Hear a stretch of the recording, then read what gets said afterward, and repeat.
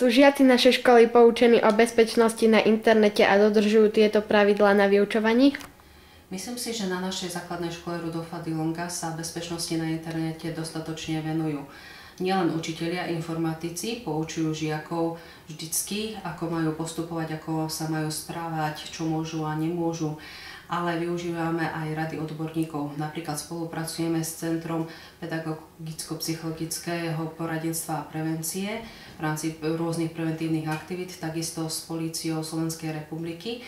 Preventisti chodia prednášať nielen našim žiakom, ale aj rodičom a aj učiteľom, ktorí s nimi konzultujú konkrétne prípady.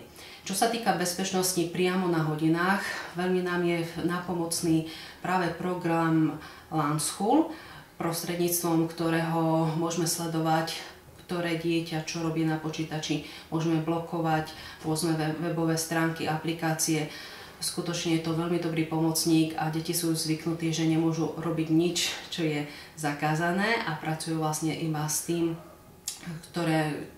programom, na ktorým majú dovolené v danú hodinu, poprípade so súhlasom vyučujúceho aj s ďalšími programami.